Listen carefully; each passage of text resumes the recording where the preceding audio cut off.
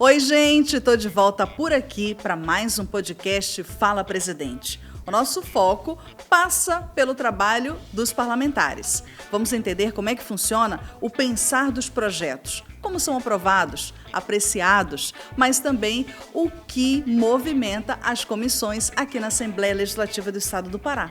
Então se liga, porque a gente só está começando.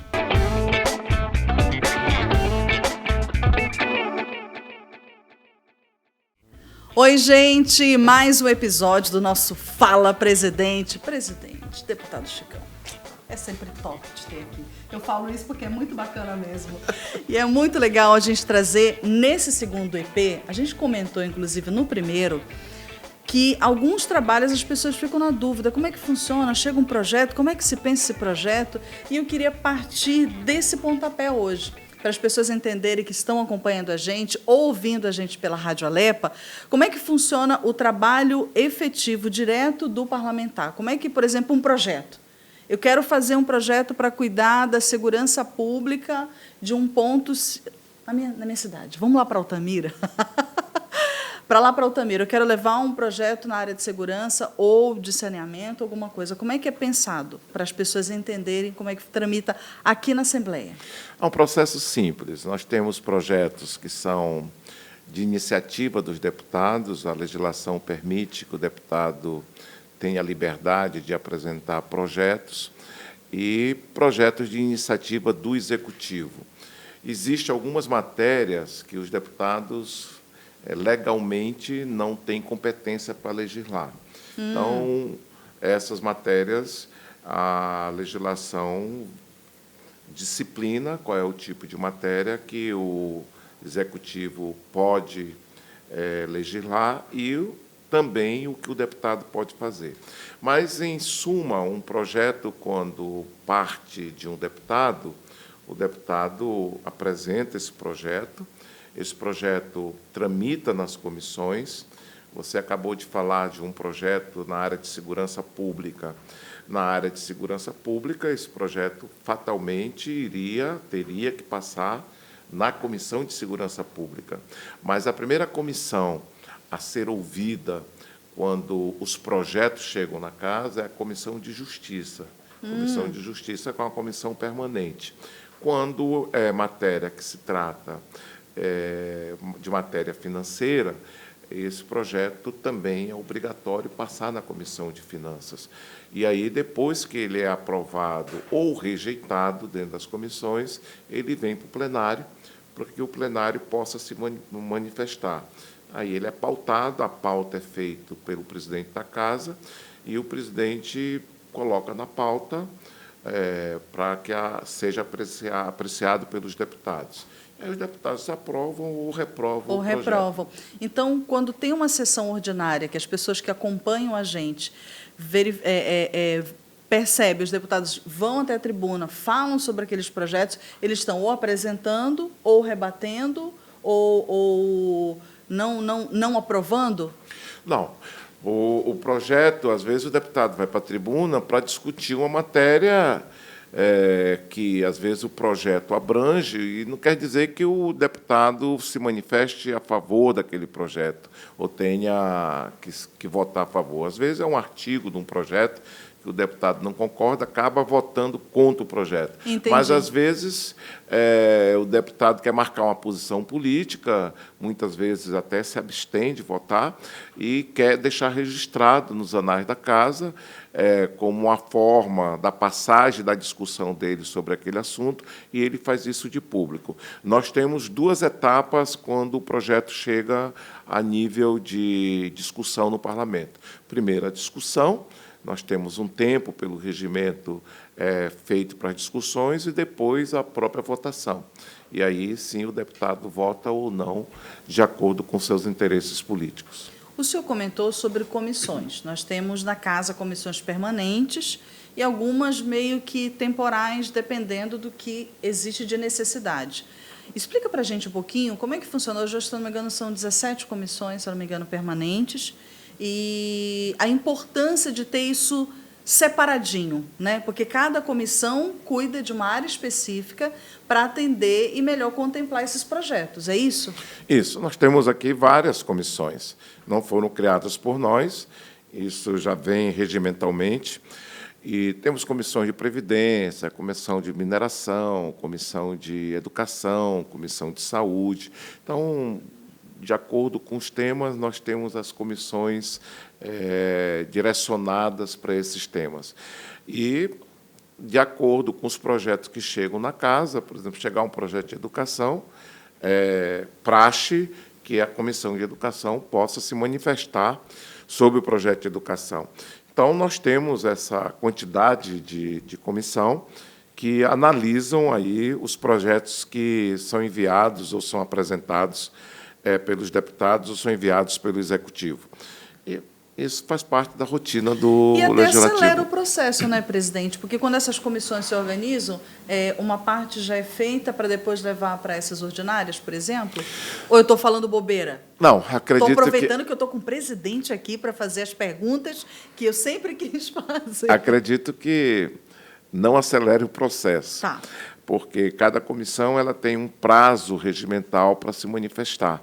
E aí, muitas vezes, essas comissões não obedecem a esses prazos e seguram o projeto. Entendi. E aí faz com que vá se acumulando projetos sem a casa se posicionar. Hoje nós temos aí apreciado vários vetos que as comissões se manifestaram, mas quem estava na presidência não teve o interesse de pautar os vetos. Ou porque os vetos davam desgastes para o Poder Legislativo, ou porque os vetos poderiam ser derrubados e causar problema para o Poder Executivo. Então, não é o nosso caso. Nós temos procurado pautar todos os vetos que Está parecendo nós até temos uma na casa. maratona, né? De tantos vetos. Mas nós temos que fazer isso para que a casa não fique com matérias acumuladas, Sim, guardadas de 2005, 2006, 2007, e que não se manifeste. É oportuno que a casa possa se posicionar. O senhor falou sobre projetos que saem dos deputados, são apreciados, mas também do Executivo. E eu queria tocar nesse ponto. O quão tem sido essa parceria com o Executivo para poder dinamizar esse trabalho com esses projetos que vêm do Executivo? O que a gente poderia destacar dessa parceria, presidente? Não considero que seja uma parceria. Eu acho que o Poder Legislativo ele tem que cumprir as suas funções. E, às vezes, as pessoas podem interpretar que o Legislativo, ao aprovar a matéria do Executivo, esteja a reboque do Executivo, ou só faça aquilo que o Executivo encaminhe para cá. Isso não é verdade. Perfeito. O Legislativo ele tem a sua própria agenda. E os projetos que o Executivo tem mandado, obrigatoriamente, eles têm que obedecer o prazo regimental. Nenhum projeto na casa é aprovado sem obedecer o prazo regimental. Então, o primeiro ponto que nós temos sempre que nos basear é no prazo regimental.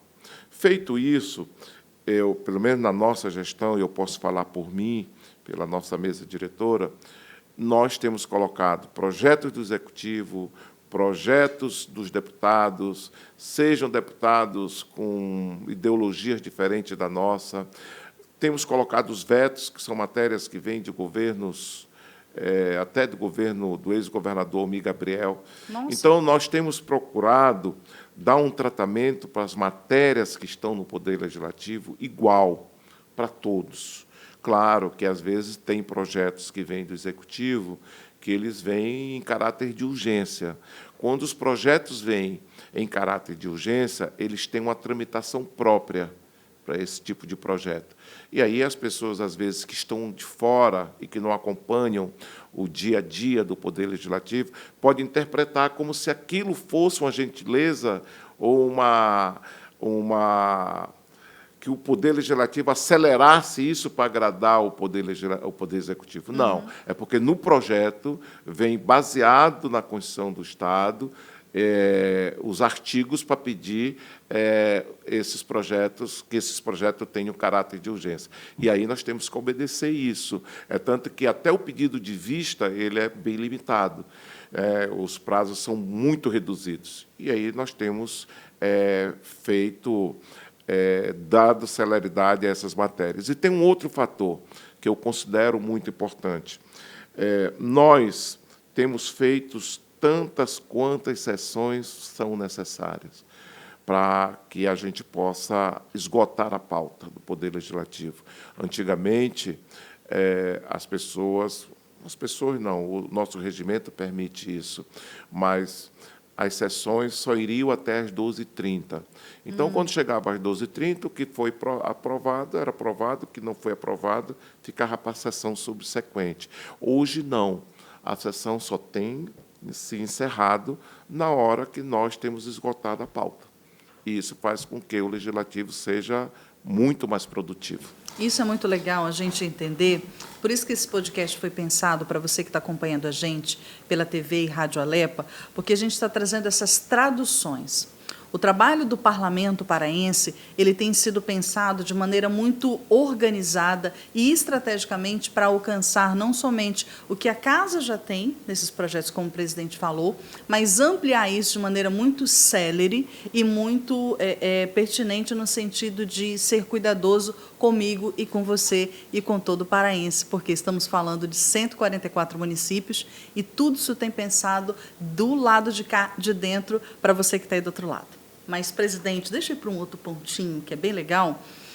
Nós comentamos no episódio passado sobre a casa que está diferente, que a casa está bonita visualmente, que esse cuidado tem sido para os servidores e para quem nos visita. E a gente tem percebido que as sessões solenes, com órgãos para homenagear, por exemplo, o quão que as pessoas se sentem parte agora disso. Nós tivemos tantas sessões importantes, comendas foram entregues ao longo de 2023. Queria que o senhor falasse um pouquinho sobre esses órgãos, por exemplo, o Ministério Público, eu estou falando do Tribunal Regional Eleitoral, eu falo, por exemplo, do Hospital Adventista, que tivemos um especial esse ano, que foi muito legal pelo trabalho desenvolvido na área da saúde pública, mas também desse cuidado com as pessoas. Queria que o senhor falasse um pouquinho sobre isso para a gente. Uma das grandes preocupações que nós tivemos e que nós temos era de estreitar o relacionamento com os outros órgãos. Tribunal de Contas dos municípios, Tribunal de Contas do Estado, Ministério Público, Tribunal de Justiça do Estado, Governo do Estado, Defensoria Pública, para que eles vissem o Poder Legislativo como um poder que eles também poderiam e teriam como parceiro.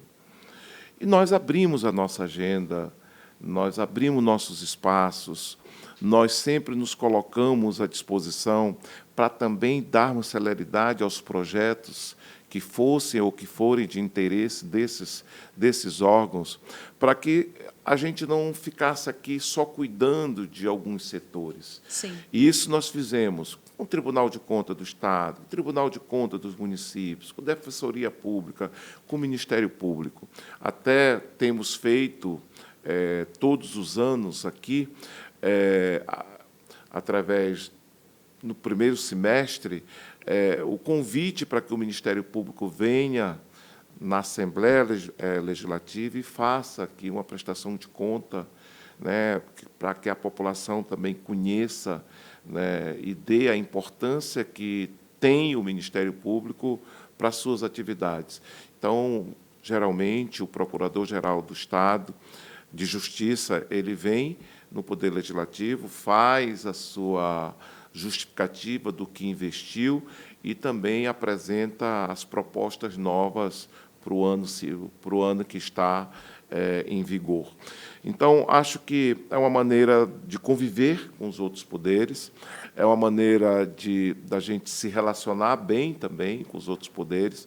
Eu não vejo, no papel do Poder Legislativo, e aí, como poder, um poder para criar problema para os outros. Sim. Eu não vejo o Poder Legislativo ter o papel de dificultar a aprovação de leis para os outros poderes. Eu vejo o Poder Legislativo como um facilitador, né, de buscar sempre o entendimento e construir esse relacionamento. E é isso que nós temos feito. Se a gente olhar para 2023, um panorama bem geral, a gente não precisa nem detalhar muito, o senhor falou sobre esse cuidado de facilitar, né, de cuidar e de resolver. Algum desafio pontual em 2023 que foi mais difícil, talvez não pela dificuldade em si, mas pelo tempo que se levou para resolver em 2003, que a gente pode destacar aqui no programa de hoje? Nós temos alguns projetos que sempre eles às vezes têm uma dificuldade para construir o entendimento. Então, quando nós temos projeto aqui que envolve algumas categorias, principalmente de servidor público, às vezes nós temos que também, quando esses projetos chegam, ouvir essas categorias. E aí eles têm sempre uma sugestão ou uma emenda a apresentar. Então, às vezes, a dificuldade é de construir esse entendimento, digamos, com o Poder Executivo. Às vezes, o Poder Executivo, nós tivemos o projeto da Polícia Civil, me parece aprovado no início de agosto, ou agora no segundo semestre.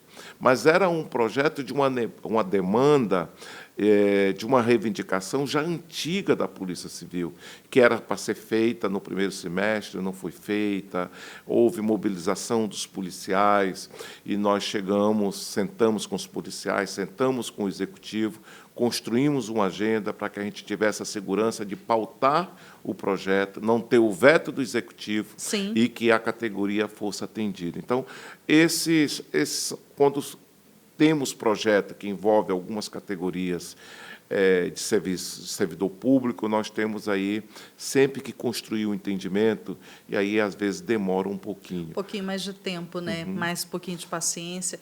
A gente sabe que quem tem necessidade tem pressa. E independente do segmento, né, presidente, a gente sabe o quanto que vocês precisam de celeridade, mas algumas etapas elas não podem ser queimadas.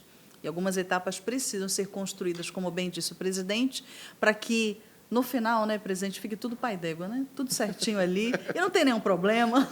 Esse pai d'égua é pai d'égua, né? É pai d'égua, né? Presidente, que felicidade. Eu vou falar isso só umas 15.559 mil vezes, ou 50, 20 mil, como diz meu filho Paulo Lucas, porque é sempre bom trazer essa tradução para as pessoas que acompanham a TV Alepa, que estão ouvindo a gente pela Rádio Web Alepa. Top. Muito bom. Espero que na próxima. Tchau, gente. Tchau.